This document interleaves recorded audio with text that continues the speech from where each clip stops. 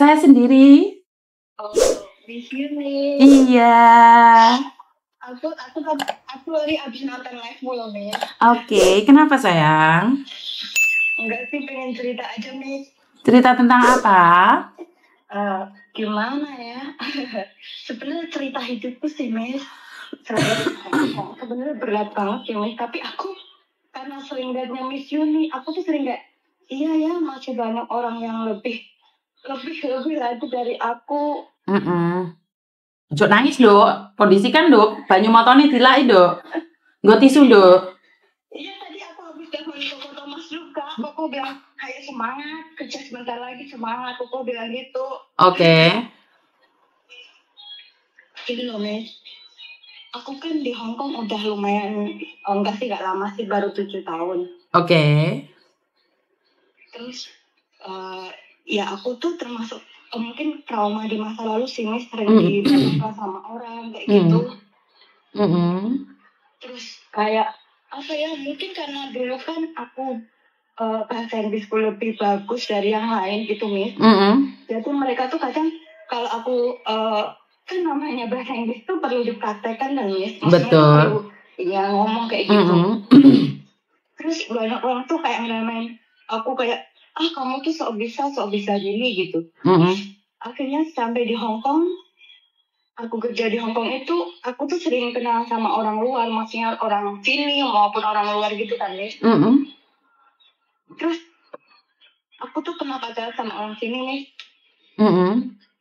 Sampai hamil dan aku hamil waktu itu. Hamil pacaran sama orang Hong Kong? Iya. Terus anaknya? Belum nih, masih belum. Jangan tunggu dulu. Aku bingung lah sekolahnya meteng-meteng nih. Terus? Enggak, tenang nih. Nah saat itu kan aku hamil. Tapi dianya tuh kayak nggak mau tanggung jawab gitu loh, Miss. Aduh. Terus? Dan waktu itu tuh aku nggak tahu mau cerita sama siapa kan, Miss. Karena itu kan waktu itu kontrak baru juga, di majikan baru, majikannya maafan. Aduh, terus? Terus ya iya dapat itu. Kan mau nggak mau kita kan berpikirnya aku harus pulang Indo nih, mau nggak mau kita harus pulang Indo kan, Miss. Terus aku telepon orang tuaku, aku telepon ibuku, aku cerita lah kayak gitu. Ibuku bilang gini, ibuku bilang, kamu jangan pernah pulang ke Indonesia dan aku nggak pernah anggap kamu anak bulan. Gitu kan kata-katanya ibuku. Karena kamu hamil tadi? Aku sempat mau aduh. Udah nggak kehitung, Miss, aku. Iya. Terus aku anaknya Koko, Miss. Kamu Miss Yuni tahu aku lah. Oke, kamu anaknya Koko, terus? Iya, Miss Yuni sering ketemu aku juga. Terus aku ya itu saat itu kan aku udah nggak punya siapa-siapa ya, Miss. Aku sendirian gitu. Udah keluarga nggak mau. Saat itu aku nggak punya teman, Miss. Bener-bener nggak punya teman tuh kayak di saat itu aku berjatuh itu dia lari gitu loh, Miss, kayak orang itu pada lari mikir gitu. Aku saat itu aku mau Dok, jangan ngomong kayak orang, Dok, gue kena ban deh, Miss Yuni. Intinya aku mau kayak gitu melakukan hal itu kayak gitu kan. Terus? Di Satin, aku masih ingat banget di Satin, jembatan Satin itu malam banget, Miss, itu jam 9, jam 10 malam, soalnya kan aku kalau libur kan pulangnya emang malam banget gitu. Terus di saat itu aku mau melakukan itu, tiba-tiba tuh kan lagi dengerin Miss Yuni tuh, aku lagi dengerin Miss Yuni tapi air mata ini udah netes tuh, Miss, udah netes terus nggak mau berhenti. Terus aku dengar kata-kata Miss Yuni satu hal kayak gini, aku nggak tahu itu loh, semua apa yang Allah kasih sama kita, cobaan itu nggak seberapa. Kalian tuh sebenarnya kuat, cuma kalian kadang-kadang tuh berpura kayak victim gitu loh. Itu yang melakukan kan kita sendiri, itu kan sebuah akibat perbuatan. Nah saat aku dengar kata-kata itu aku langsung, iya ya, kan aku yang milih ini untuk hamil di sini. Oke.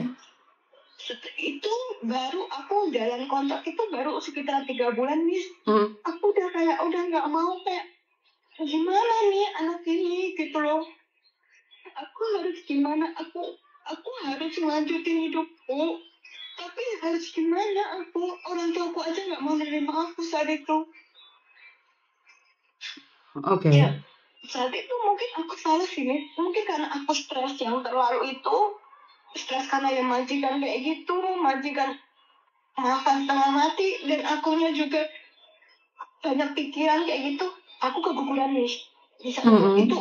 Baru kehamilan belum ada 3 bulanan itu. Terus setelah itu aku tuh itu, Miss, saat aku udah kembali lagi, itu cowok kan datang lagi ke aku. Dia bilang mau tanggung jawab, Miss. Oke. Ya ini salah aku sih, Miss. Emang salah aku banget. Aku bilang sama dia, anak itu udah lama nggak ada. Aku nggak ingin, aku tuh nggak mau berhubungan lagi sama dia kan, Miss. Tapi tuh sampai sekarang tuh, di saat aku masih udah ngomong aku nggak mau lagi, ada perasaan aku tuh takut kehilangan dia lagi, Miss. Oke. Tapi aku udah nggak mau. Terus aku kan udah kayak lost contact sama keluarga aku di rumah, Miss, di Indo.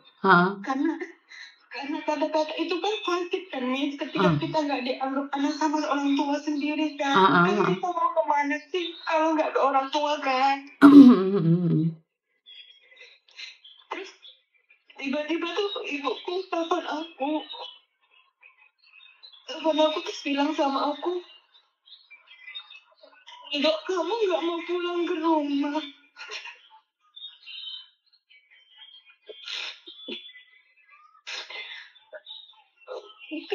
Ketika ibuku ngomong gitu, aku tuh merasa kayak gimana ya, Miss? Ada perasaan aku tuh sakit karena pernah digituin sama orang tua kan. Tapi di sini mereka masih orang tuaku, bapak ibuku. Menurut Miss ini aku harus gimana? Pertama saya nanya nih, kamu jangan dengerin aku live dulu, matiin liveku dulu. Enggak, aku nggak dengerin di sini live. Oke. Pertama, kamu masih punya hubungan dengan laki-laki yang menghamilimu? Masih pacaran sampai hari ini? Enggak. Maksudnya? Kita punya hubungan itu cuma hubungan kayak teman gitu loh, Miss, teman ngobrol, tapi nggak pernah kayak gitu ketemu lagi, nggak pernah, tapi masih berhubungan gitu loh. Oke. Dan kamu sekarang ada luka dengan orang tuamu karena pernah kamu tidak dianggap?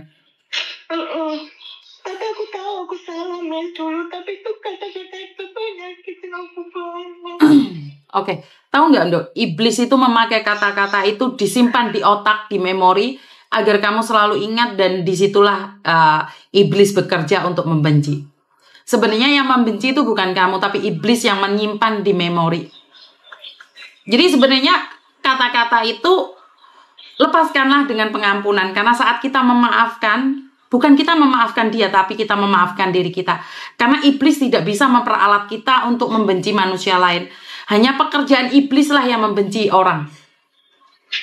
Jadi itu kata-kata itu disetting sama iblis agar merasa sakit.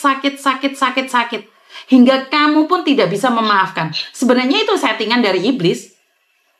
Jadi menurut saya, ibumu yang melahirkanmu tidak akan mungkin menyakiti hati anaknya. Tetapi ibumu juga diperalat oleh iblis supaya menyakiti. Ya tergantung dari kalian saling memaafkan atau tidak. Karena itulah manusia harus bisa legowo. Jadi sebenarnya otak kita itu disimpan memori itu sama iblis, Mbak. Jadi kalau di komputer itu pakai hard disk ya.